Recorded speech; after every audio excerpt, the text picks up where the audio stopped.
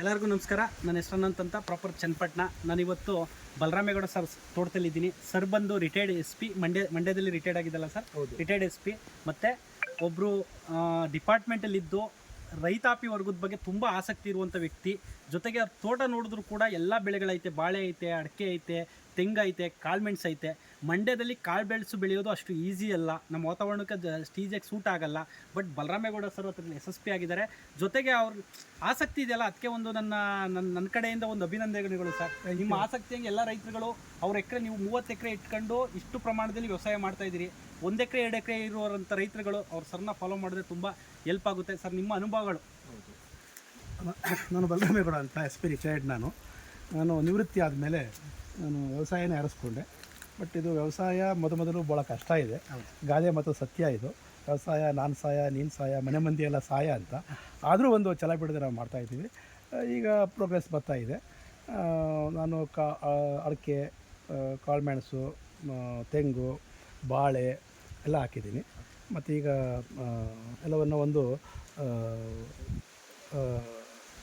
Unit ಥರ ಮಾಡಿಕೊಂಡು ಮಾಡಬೇಕು ಅಂದ್ಕೊಂಡಿದ್ದೀನಿ, ಮಾಡ್ತಾಯಿದ್ದೀನಿ. ನನ್ನ ಅನುಭವದಲ್ಲಿ ಸಾವಯವ ಕೃಷಿ ಅದು ಲಾಂಗ್ ಕೃಷಿ. ಅದು ನಮ್ಮ ಉತ್ಪಾದನೆಗೆ ಮತ್ತು ಗಿಡಗಳ ಆರೋಗ್ಯಕ್ಕೆ, ರಕ್ಷಣೆಗೆ ಅದು ಬೇಕು. ನಾವು ಸೀಮೆ ಗೊಬ್ಬರವನ್ನು ನಾವು ಸಂಪೂರ್ಣವಾಗಿ ಅಲ್ಲಗಲಿಬಾರ್ದು.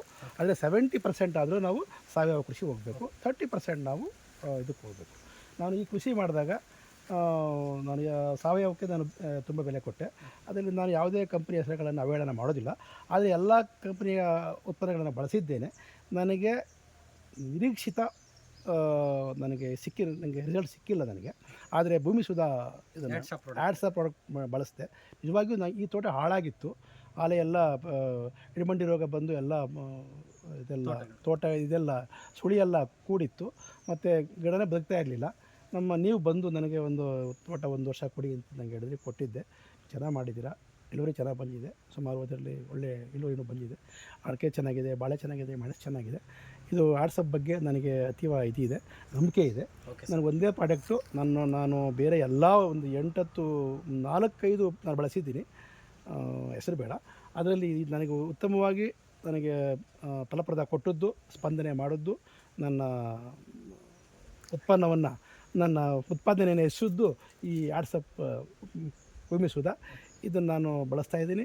ನಾನು ಬೇರೆಯವ್ರಿಗೂ ಹೇಳ್ತೀನಿ, ನನ್ನ ಅನುಭವದಲ್ಲಿ ಇದು ಒಂದು ಉತ್ತಮ ಸಾವಯವ ಗೊಬ್ಬರ. ಇದನ್ನು ಬಳಸ್ಕೊಂಡ್ರೆ ನಿಜವಾಗಿಯೂ ಗಿಡಗಳ ಆರೋಗ್ಯ ರಕ್ಷಣೆ ಇರ್ತದೆ, ಉತ್ಪಾದನೆ ಇರ್ತದೆ, ಜೊತೆಗೆ ನಮ್ಮ ಭೂಮಿಯ ಆರೋಗ್ಯ ಚೆನ್ನಾಗಿರ್ತದೆ.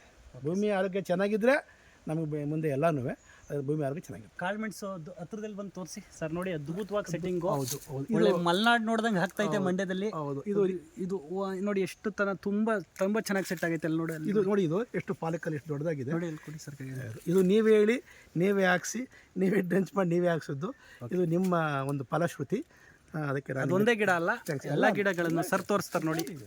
ಇದು ನೋಡಿ, ಇದು ನೋಡಿ, ಇದು ನೋಡಿ, ಇದು ಬನ್ನಿ, ಇದು ನೋಡಿ, ಇದು ನೋಡಿ, ಯಾವುದೇ ಗಿಡ ನೋಡಿ, ಇದು ನೋಡಿ, ಯಾವುದೇ ಗಿಡ ನೋಡಿ, ಇದು ನೋಡಿ, ಇದು ನೋಡಿ ಸರ್. ಅಡಿಕೆ ಬಗ್ಗೆ, ಅಡಿಕೆ ಈಗ ರಿಕವರಿ ಆಗ್ತೈತೆ, ಇಡಮುಂಡಿ ರೋಗಗಳೆಲ್ಲ? ನಿಜವಾಗಿಯೂ ಅಡಿಕೆ ರಿಕವರಿ ಆಗಿದೆ, ಆಗ್ತಾ ಇದೆ. ಗಿಡ ಎಲ್ಲ ಹೆಲ್ದಿ ಇದೆ. ನೆಕ್ಸ್ಟ್ ಕ್ರಾಪ್ ಚೆನ್ನಾಗಿ ಬರುತ್ತೆ. Okay sir. ಫಾಲೋ ಅಪ್ ಹೆಂಗೈತೆ ಸರ್? ನಮ್ಮದು ಚೆನ್ನಾಗಿದೆ. ನಿಜವಾಗಿಯೂ ನಾನು ಋಣಿ.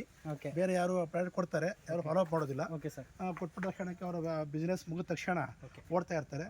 ನೀವು ಫೋನ್ ಮಾಡಿದ್ರೆ ಬೆಳಗ್ಗೆನೇ ಬಂದು ನಿಮ್ಮ ಪ್ರತಿನಿಧಿ ಬಂದು ಅವ್ರು ನಿಂತ್ಕೊಂಡು ಗೊಬ್ಬರ ಹಾಕಿಸಿ ಏನು ಪ್ರಾಬ್ಲಮ್ ಇದನ್ನು ನಿಮಗೆ ವಿಡಿಯೋ ಮುಖಾಂತರ ಕಳಿಸಿ ಇದು ಮಾಡಿದ್ದಾರೆ. Follow up is very. ನೀವು ಸ್ಯಾಟಿಸ್ಫೈಡಾ sir? I am so much satisfied. Thank you sir. Thank you sir. Thank you.